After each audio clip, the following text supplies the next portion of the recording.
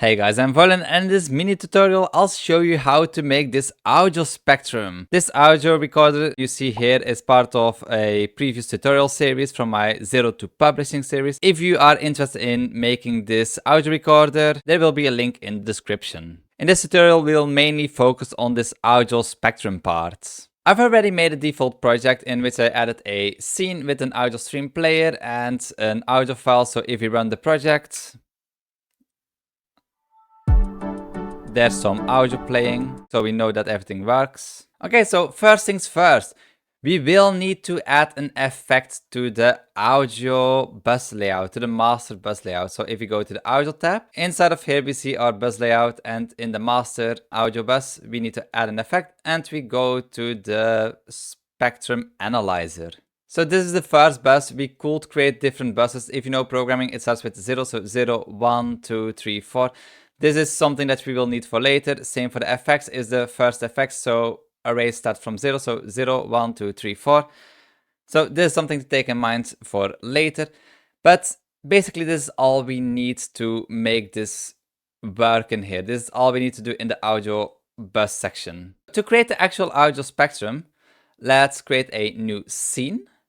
Let's make it into another node and a panel container.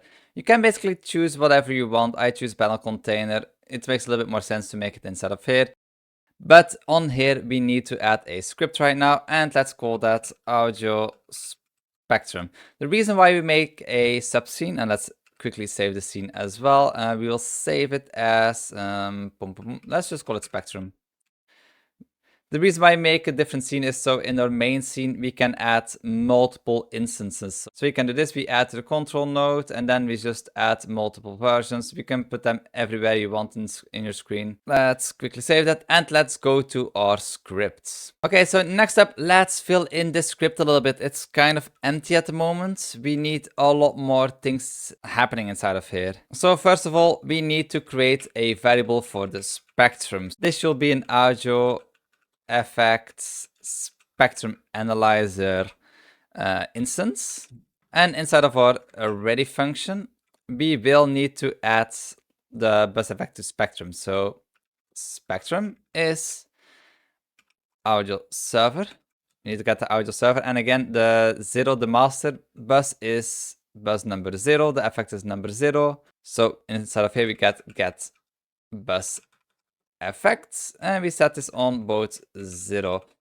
If you want to add this to any other bus effect this that audio spectrum relies upon, we will need to change this number. Same for the effect position. If you go to the information, the first integer is the bus index, and then the effect index. Okay, and it should be get bus effect instance. Next up, we should create some functions which we will need. We will be using the draw function from Godot, so let's quickly add that one as well.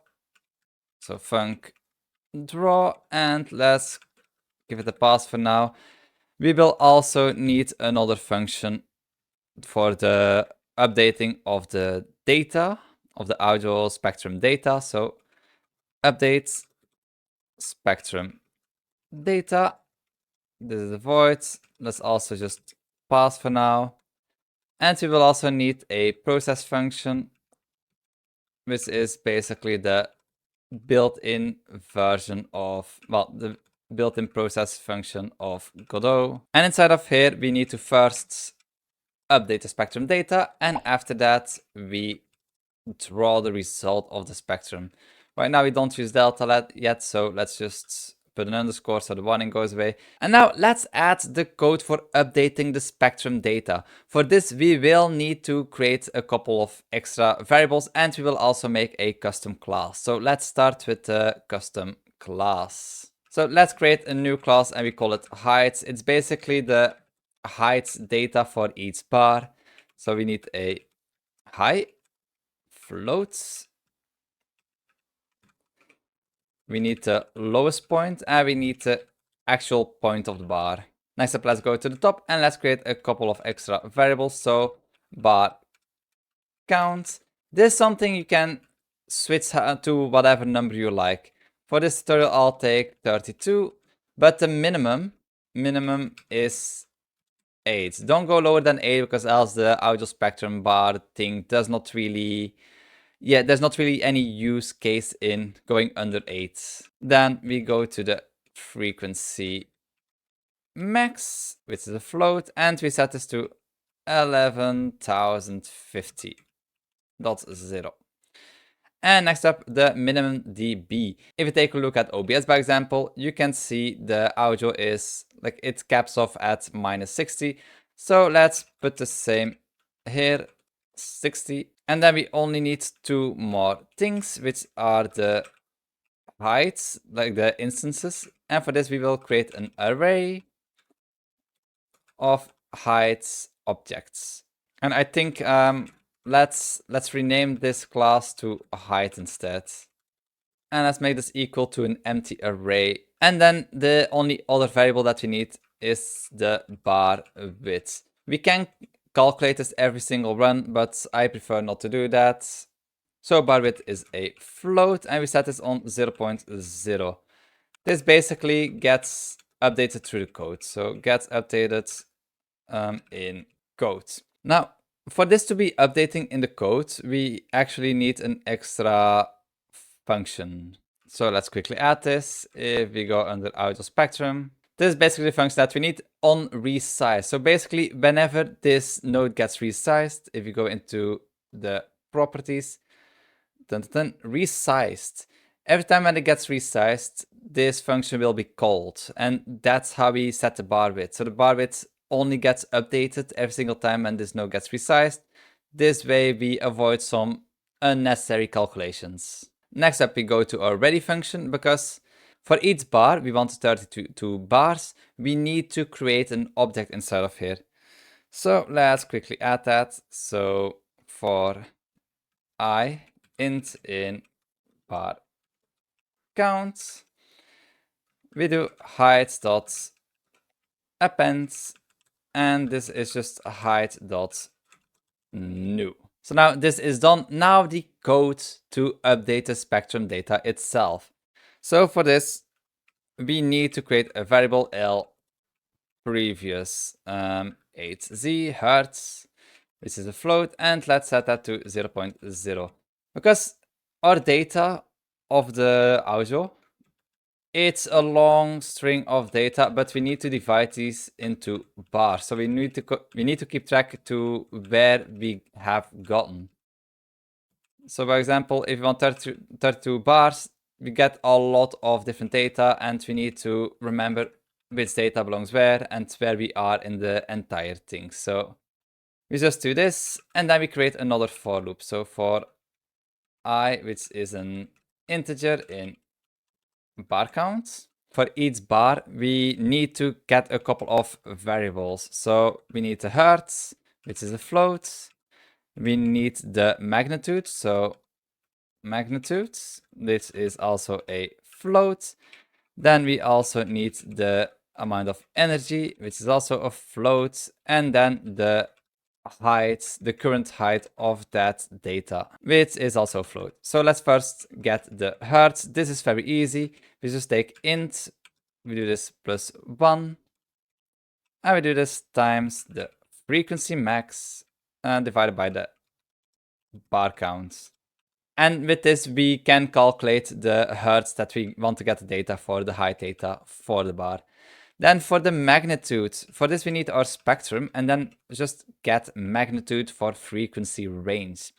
Inside of here, we type in the previous hertz, so L previous hertz, and then the normal hertz. This, however, if we look into the data, so from hertz to hertz, and this returns a vector 2. We don't need a vector 2, we need the length, which we can do like this.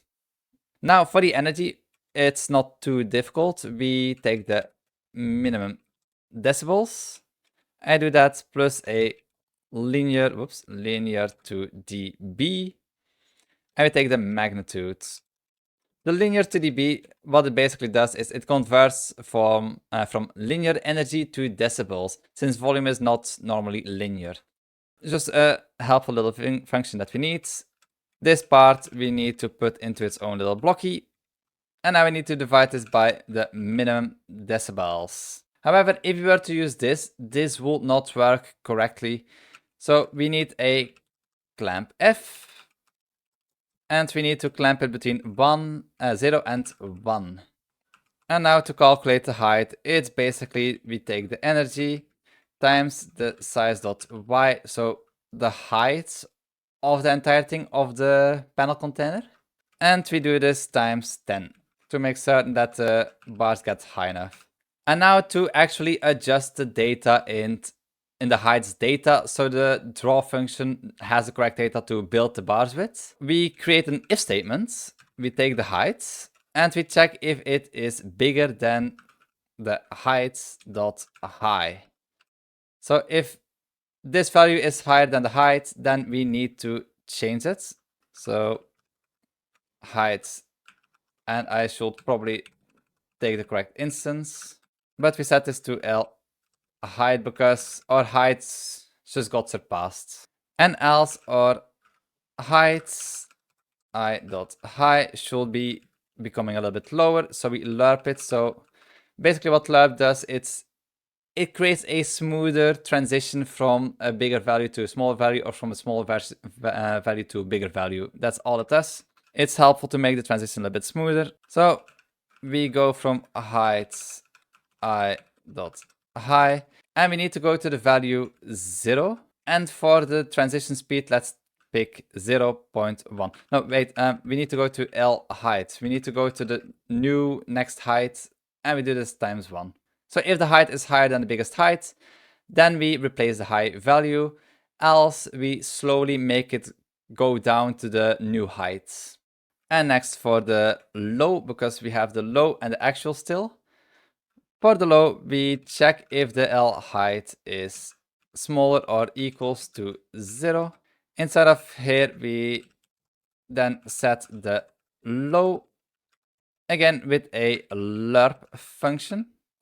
So we take the height.low, and then we take the new L height, and again the transition speed to 0.1. So with this, we make the bars change height more gradually. But now we still need to set the actual heights. So let's go to a new line, and we take our actual data, and again we use a lerp to make the transition go smoothly. And for here we go from 2, so we should go from the lowest to the highest. So we take heights I low, then heights I.high, and again a transition of 0.1. And then for the previous hertz, we need to set this correctly again. So L previous hertz is L hertz. So this gets updated correctly. And we're almost done. The only thing that we should do now is finish the draw function to actually display the bars in the panel container. So let's quickly go over that. We need to cycle through all the bars. So for I int in bar count, first of all, we need the color of the bar. So let's take the color and color.from HSV. This is part of the code that I got from somewhere else, from one of the official Godot demo projects. This basically makes it so every single bar has a different color because we enter I in here. You can make every bar into a color that you like, but for this example, we'll just use this piece of code. Next up, we need to create an rect2. So let's create that one. And rect2 is basically the data for the bar. So for the first value that the rect needs, we take I times bar width. This is basically to position itself on the x-axis. Right now, it's still on top, so we need to put this on the bottom. So for the y, we take size.y and we take the actual value. The reason why we need to do this is because over here you can very easily see it. We take the position from the top left corner. We cannot take the bottom bar, like the bottom area, because else the bar will just display on the bottom. So we always need to update the exact location. Next up, we need the bar width, and I want a little bit of spacing in between the bars, so I do -2. So that is for the width. And then for height itself, we take heights I dot actual. And this should be enough. Then we only need to draw the rect. So draw rect, we pass in the rect, and then we can pass in the color as well. L color, and this should to it. I'll add a little bit more comments so we know what's actually going on. So this is the height, this is the width, position Y, and this is position X, and voila. And this should work, but I just noticed one mistake. We have draw here, and we cannot actually run this function directly. If you want to run this now, this won't work. It creates an error because, well, basically we cannot call the draw function itself like this. We need to queue draw. So if we queue redraw, this should now work, and now we should have our things. And there's still something funny going on with the lines. So something with the bar width is not going correctly. So to fix bars not being drawn on screen, we basically take this function and we put it in the ready function. This way bar width gets updated and is not 0. Now everything should work. If you put the volume a little bit higher, you may see more waves. It really depends on what is playing. The beginning of the song is kind of quiet. But yeah, that's it for this tutorial. And this is actually part of a bundle that I'm starting to sell. It includes the data manager, the GitHub Workflows, the audio spectrum. This bundle will keep growing. So this bundle will grow over time, and when new snippets are added, existing customers will receive the updates at no additional cost. Ko-fi members can get this completely for free. They can just download it every single time there's a new update. But this is basically a code snippets bundle. This bundle will keep growing over time. Every new tutorial that I make that is about a piece of code, that piece of code will be added to this bundle. So, or you can just keep following all the tutorials, or you can become a Ko-fi member and get all the updates directly without having to copy the code from the video. Or you can buy it on itch.io and receive updates that way. Whatever you do, the price right now on itch.io is $3. I won't increase the price by too much just to keep it realistic. Right now it's $3. I will probably keep it at that price even when adding a couple of files, but the price will go higher as this bundle starts growing. And before I go, a very big thank you to all my Ko-fi supporters. Without them, I would not be able to keep making these tutorial videos. Thank you for watching. I hope you enjoyed this video, this tutorial. If you liked it, click like. If you want to see more tutorials, click subscribe. And I'll see you all in the next one. Bye bye.